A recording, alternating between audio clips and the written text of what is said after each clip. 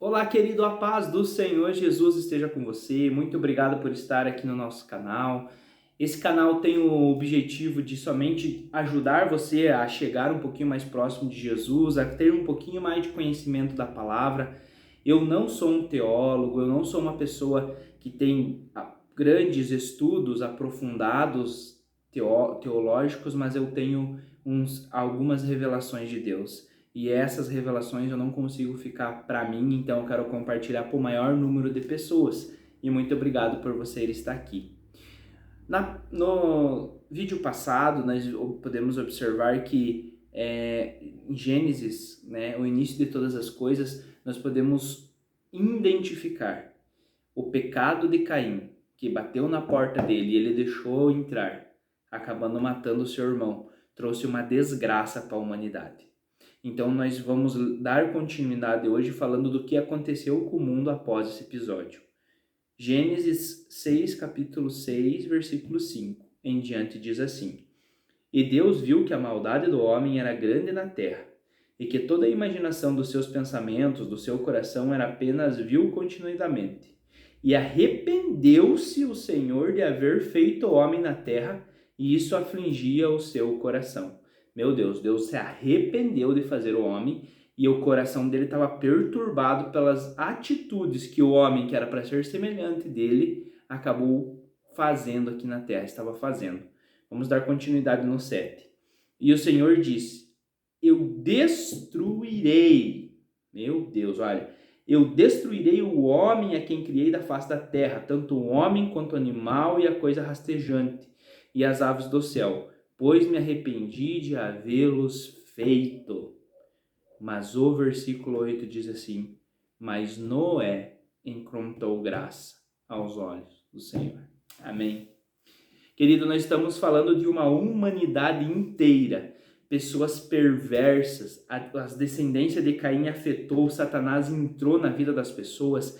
E querido, antigamente, quando não tinha ainda a vinda de Jesus, era só Deus para repreender o Satanás. E você não vai pegar nenhum versículo bíblico do Antigo Testamento, Deus expulsando, os profetas, os ungidos de Deus expulsando demônios. Você vai ver algumas passagens de Isaías falando assim: o Senhor te repreenda. O próprio anjo, quando foi relutar pelo corpo de Moisés, ele disse que o Senhor te repreenda. O anjo Miguel, o que é a patente maior dos arcanjos do Senhor, o líder, o anjo mais antigo, diz que o Senhor te repreenda para Satanás.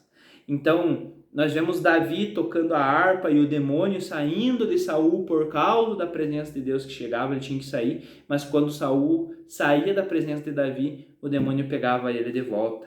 Então, hoje nós temos um privilégio de chegarmos através do nome de Jesus e mandarmos o Satanás sair. Ele tem que sair, porque o nome de Jesus é a autoridade. É o nome que está sobre todo nome.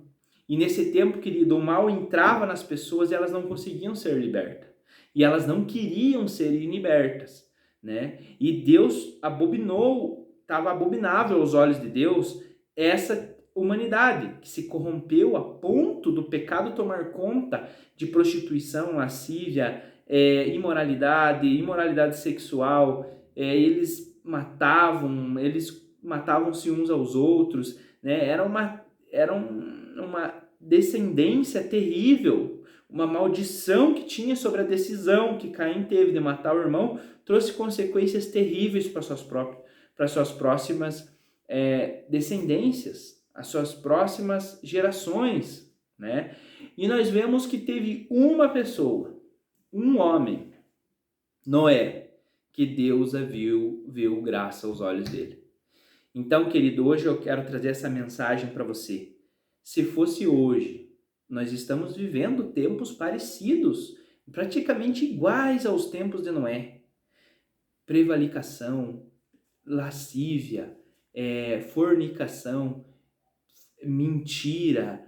A família, estão tentando destruir a família, querido, tentando destruir a identidade das crianças, falando sobre ideologia de gênero, falando sobre que piá é menino e menina é piá. Querido, nós estamos vivendo numa geração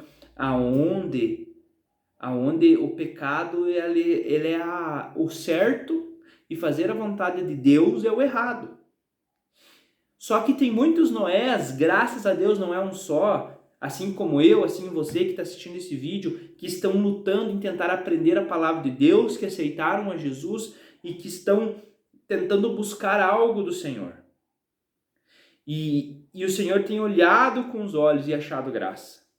E essas pessoas, elas estão dentro da arca.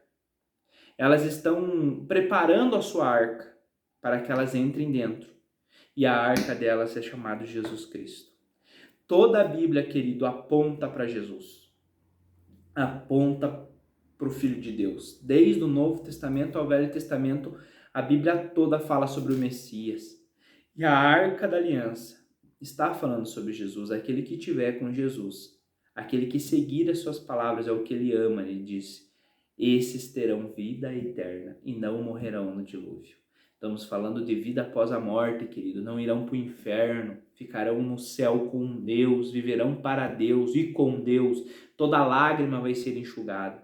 Mas, querido, há um posicionamento. Essa vida é uma vida de escolhas. Essa vida, ela é uma vida que nós decidimos querer ir para o céu ou querer ir para o inferno.